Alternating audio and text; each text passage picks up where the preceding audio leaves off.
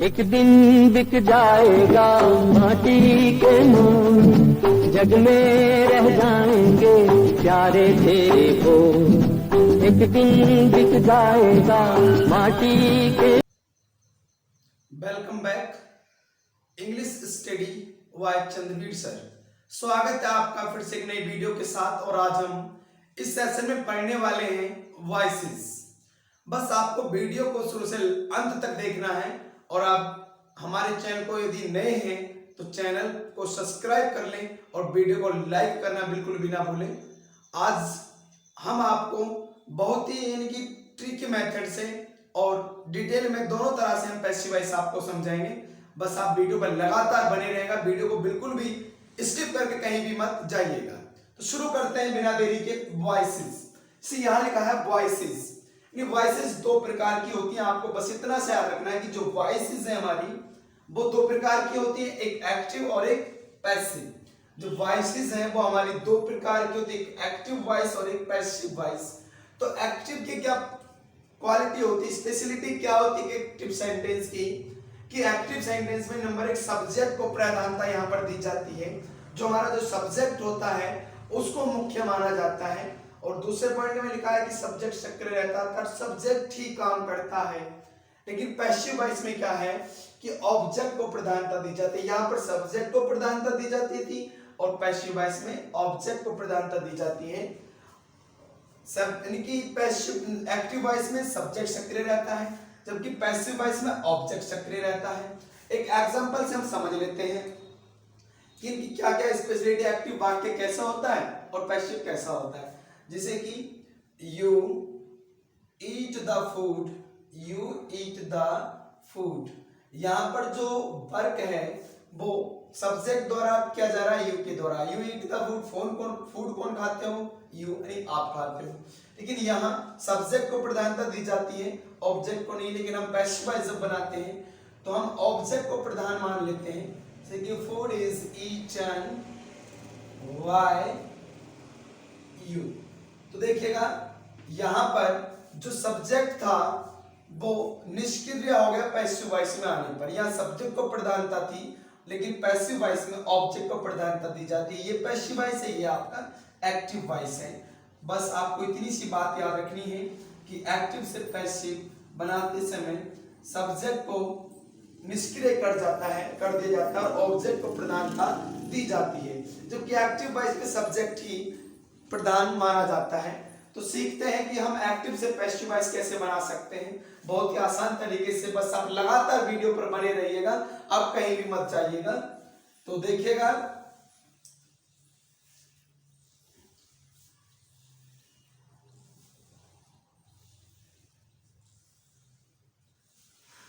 सबसे पहले हमको ये याद रखना है कि पैसिव बनाने के लिए कुछ नियम। पैसिव वॉइस बनाने के लिए आवश्यक चीजें बहुत ही आसान है। बस आपको मेन चीजों पर ध्यान देना है। मेरा मानना है यदि आप इनको सीख लेते हैं तो आप दुनिया की कोई भी पैसिव वॉइस को बहुत ही आसानी से बना सकते हैं। तो वो क्या चीज है, नंबर एक आपको ये याद रखना है जो सबसे इंपॉर्टेंट चीज है पैसिव वॉइस की, कि पैसिव वॉइस में हमेशा वर्ब की थर्ड फॉर्म का प्रयोग किया जाता है। कि पैसिव वॉइस में हमेशा वर्ब की थर्ड फॉर्म अर्थात V3 का प्रयोग किया जाता है। आपको क्या करना है कि पैसिव वॉइस में हमेशा आप वर्ब की थर्ड फॉर्म का ही प्रयोग करेंगे। दूसरा पॉइंट आपको जो याद रखना है वो सबसे इंपॉर्टेंट पॉइंट ये है कि एक्टिव वॉइस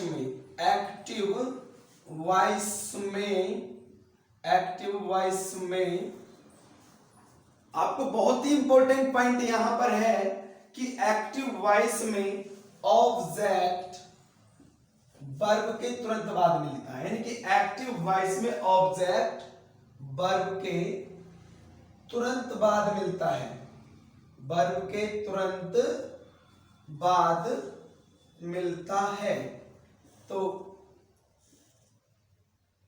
गाइस बहुत ही आसान है, आपको बस इन 2 पॉइंट का विशेष तरह से याद रखना है कि यही 2 पॉइंट आपके ऐसे हैं कि आपका वेस है पैसिव वॉइस बनाने का। नंबर 1 आपको याद रखना है कि पैसिव वॉइस में हमेशा वर्ब की थर्ड फॉर्म का प्रयोग करते हैं, और एक्टिव वॉइस में जो एक्टिव सेंटेंस दिया होगा, जो क्वेश्चन होगा हमारा जिससे हम पैसिव वॉइस क्रिएट करेंगे, उस वाक्य में आपको याद रखना है कि जो वो एक्टिव वॉइस में जो ऑब्जेक्ट हमको मिलेगा वो कहां मिलेगा, वर्ब के तुरंत बाद मिलेगा। कहां मिलेगा, वर्ब के तुरंत बाद मिलेगा।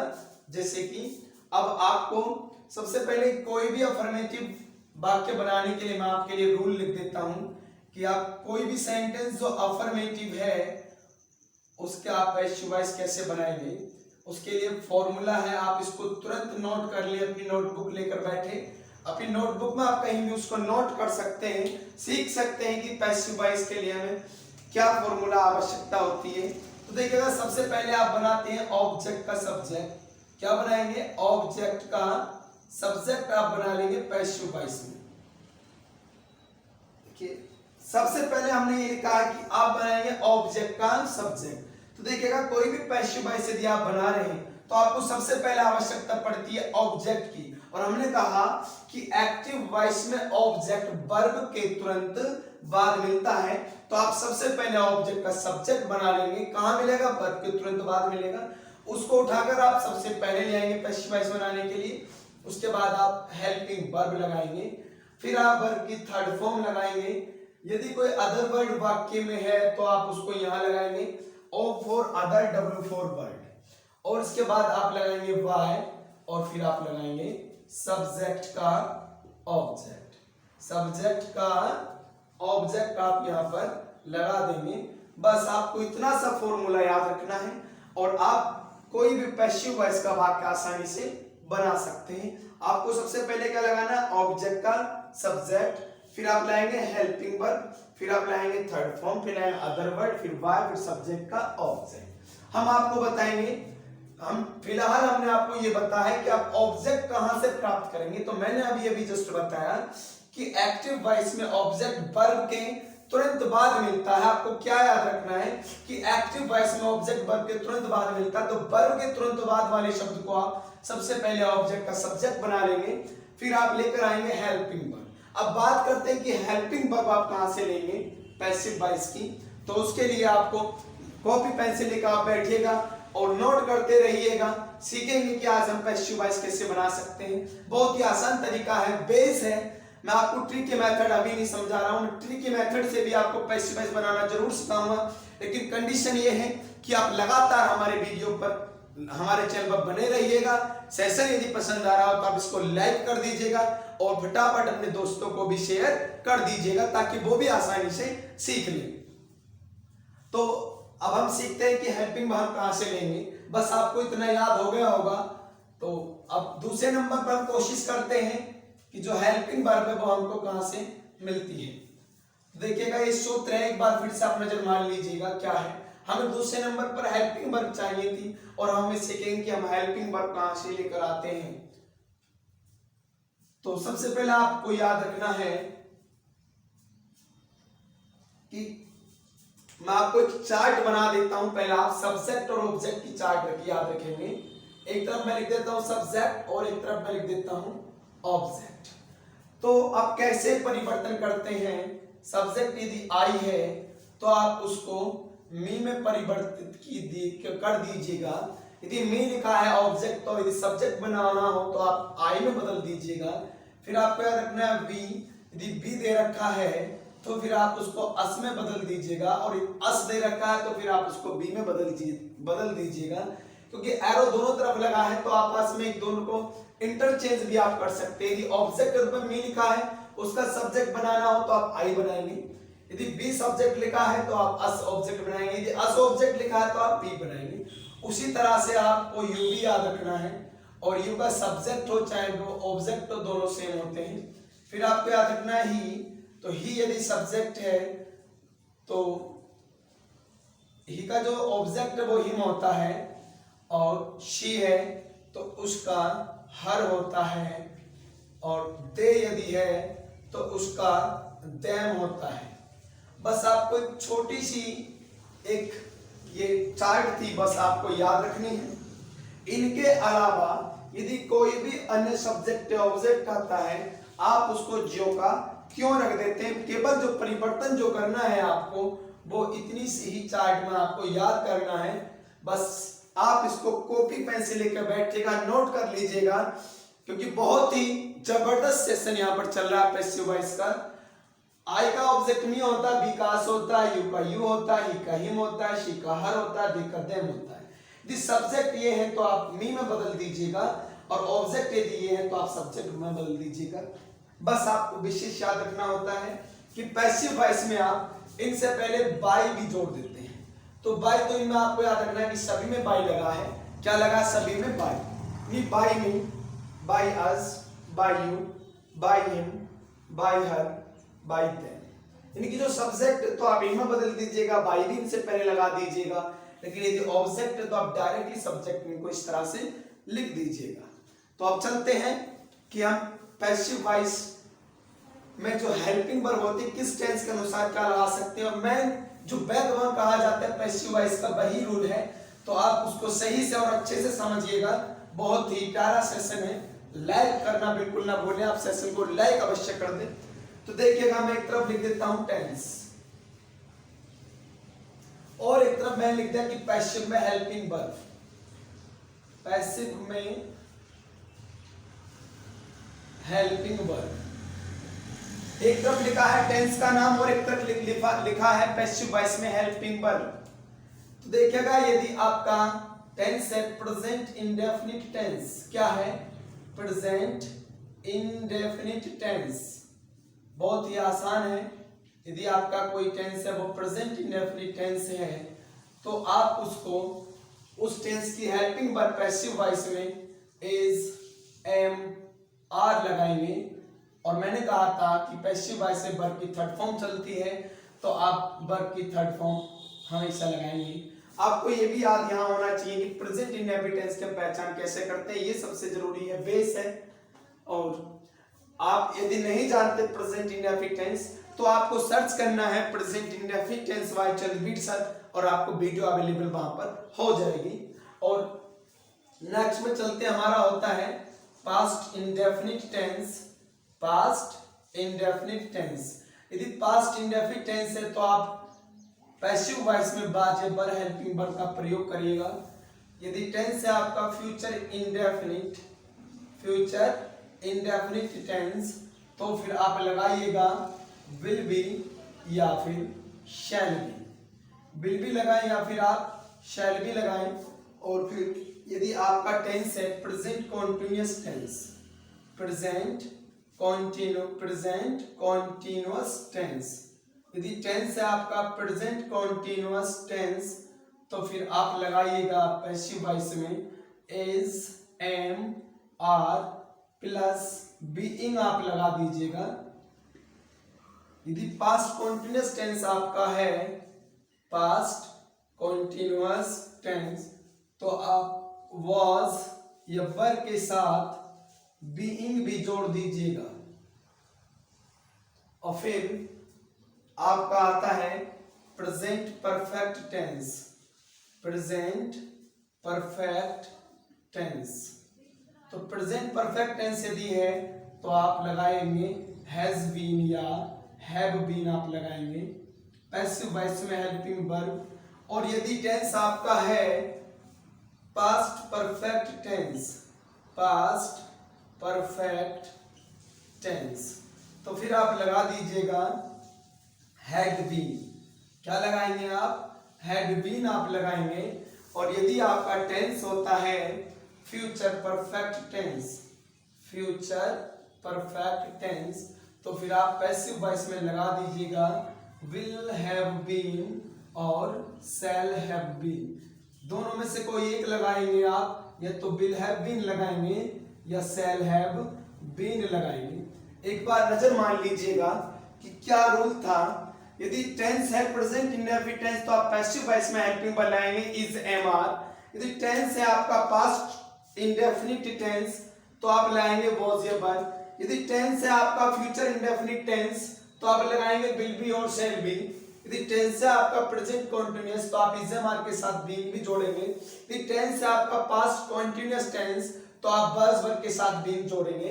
यदि टेंस है आपका प्रेजेंट परफेक्ट टेंस तो आप लाएंगे हैज बीन या हैव बीन। यदि टेंस है आपका पास्ट परफेक्ट तो आप लाएंगे हैड बीन। और टेंस है यदि फ्यूचर परफेक्ट टेंस तो आप लाएंगे विल हैव बीन या शैल हैव बीन। तो एक बार ये देख लेते हैं कि कितने टेंसों की पैसिव वॉइस बनती है। 2 3 4 5 6 7 और 8 टेंस हमारे होते हैं 12। जैसे कि आपने पढ़ा होगा कहीं ना कहीं आवश्यक टेंस के बारे में जानकारी ली होगी कि हमारे पास कुल टोटल 12 टेंस होते हैं। तो उन 12 टेंसों में से जो पैसिव वॉइस है वो केवल 8 ही टेंसों की बनती है, बाकी 4 टेंसों की पैसिव वॉइस नहीं बनती है। तो बाकी जो 4 कौन कौन से ऐसे टेंस है जिनकी पैसिव वॉइस नहीं बनती है तो हम यहाँ पर उसका भी डिस्कस कर देते हैं। यानी ऐसे कौन कौन से वो टेंस हैं जिनकी पैसिव वॉइस नहीं बनती है। तो आपको याद रखना है कि फ्यूचर कॉन्टिन्यूअस टेंस तथा तीनों परफेक्ट कॉन्टिन्यूअस टेंस तथा तीनों परफेक्ट कॉन्टिन्यूअस टेंस, तीनों परफेक्ट कॉन्टिन्यूअस टेंस की पैसिव नहीं बनाते हैं, की पैसिव नहीं बनाते हैं, नहीं बनाते हैं। तो जैसे कि दोस्तों लिखा है यहाँ पर कि केवल हम 8 प्रकार के टेंसों की पैसिव वॉइस बनाते हैं, बाकी जो 4 प्रकार हैं उनकी हम पैसिव वॉइस नहीं बनाते। वो कौन कौन से हैं? एक हमारा फ्यूचर कॉन्टिन्यूअस टेंस है और बाकी हमारे तीनों परफेक्ट कॉन्टिन्यूअस टेंस है। तो हम इनकी पैसिव वॉइस हम नहीं बनाते हैं। आशा करता हूं कि आपको ये समझ में आ गया होगा। आप इसका एक स्क्रीनशॉट ले सकते हैं या आप इसको अपनी नोटबुक में बहुत अच्छे से उतार सकते हैं। यदि आप ऐसा कर लेते हैं और पैसिव वॉइस को बहुत ही आसान तरीके से बनाना सीख जाएंगे या फिर किसी कंपटीशन लेवल के एग्जाम में आप पैसिव वॉइस को बहुत ही अच्छे से मार्क कर सकते हैं। तो चलते हैं अपने अगले रूल की तरफ कि पैसिव वॉइस में हमने सीखा था कि ऑब्जेक्ट का सब्जेक्ट क्या बनाते हैं, फिर हमने सीखा कि हेल्पिंग वर्ब कहां से लगाएंगे। चलते हैं इसके कुछ एग्जांपल की तरफ कि हम कैसे पैसिव वॉइस को बनाते हैं।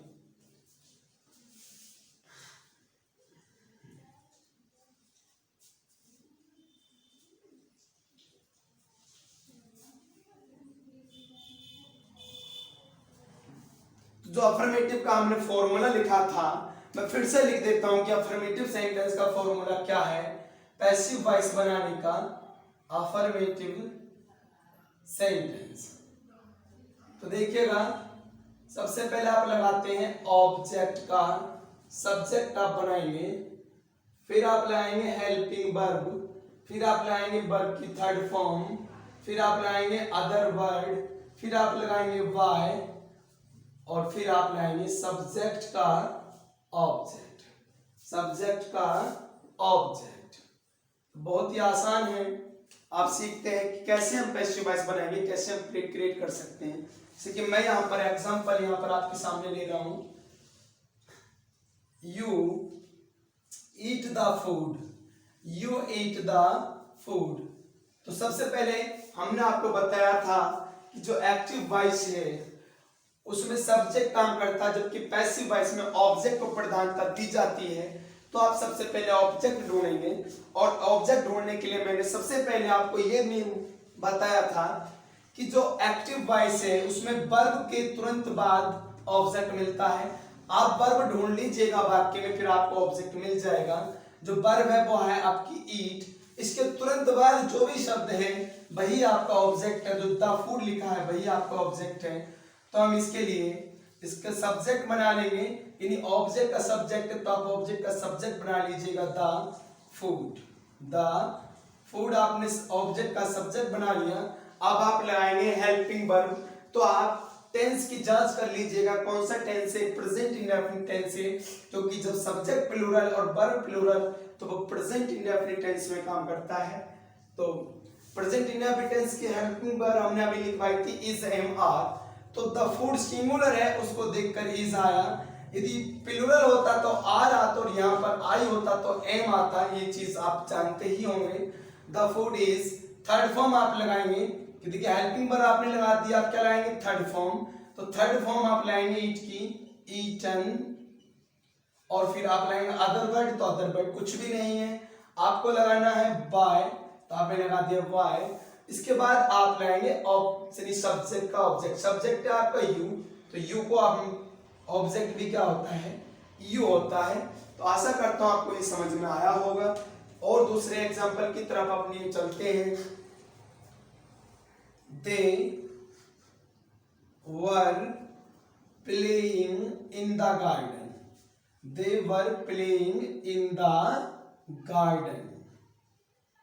तो बहुत ही आसान है, बस आपको ध्यान से समझते रहना है। दे वर प्लेइंग, आप थोड़ा सा हम इसको बड़ा और कर लेते हैं। They were playing the cards in the hotel, in the hotel. तो बहुत ही आसान है। सबसे पहले आपको चाहिए ऑब्जेक्ट, देखिए किस लिखा है ऑब्जेक्ट का सब्जेक्ट, तो हमें ऑब्जेक्ट चाहिएगा। वर्ब है प्लेइंग, इसके तुरंत बाद है द कार्ड्स, ये आपका ऑब्जेक्ट हुआ। आप इसको बना लीजिएगा सब्जेक्ट, तो इसको सब्जेक्ट बनाना, तो ये